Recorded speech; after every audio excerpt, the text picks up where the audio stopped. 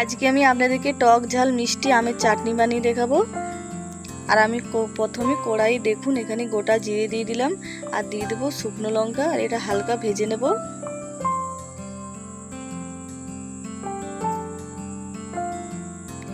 আর দেখুন জিরে আর লঙ্কাটা ভাজা হয়ে গেছে, এটা আমি গুঁড়ো করে নেব।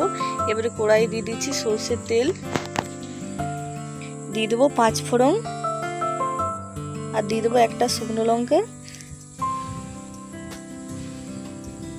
আর 5 ফোড়ন থেকে খুব সুন্দর একটা গন্ধ বের হবে, সেই সময় আমি কেটে রাখা আমটা দিয়ে দেব। আর আমটা এবারে ভেজে নেব।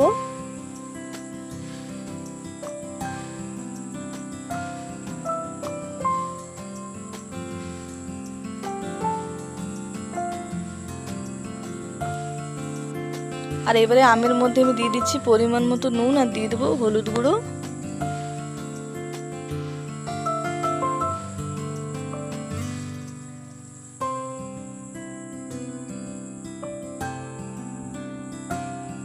আর আমটা ভাজা হয়ে গেছে দেখুন, আর আমটা ভাজবো না, এবারে দিয়ে দেবো জল সেদ্ধ করার জন্য।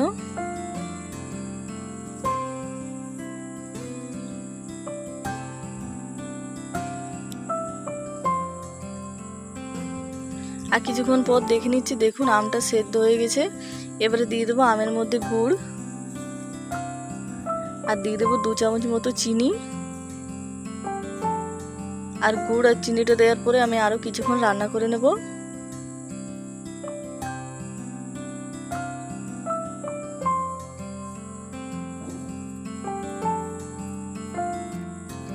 আর আমের চাটনি আমরা প্রত্যেকেই বন্ধুরা ভালোবাসি, আর আমি যেভাবে আমের চাটনি আজ বানালাম সেইভাবে আপনারাও বানাবেন, খেতে খুবই ভালো লাগে।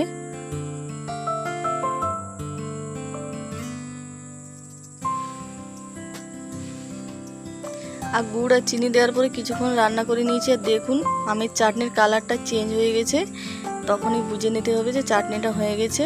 আর এবারে নামানোর আগে ভাজা জিরে আর লঙ্কার গুঁড়োটা আমি দিয়ে দিলাম, আর ভালো করে মিশিয়ে নামিয়ে নেব। আর দেখুন কালারটা যত সুন্দর হয়েছে, খেতেও ততটা ভালো হয়েছিল বন্ধুরা। আর আপনারা এইভাবে আমের চাটনি বানিয়ে খাবেন। আর আমার ভিডিওটা পছন্দ হলে প্লিজ লাইক শেয়ার কমেন্ট করবেন আর পাশে থাকবেন।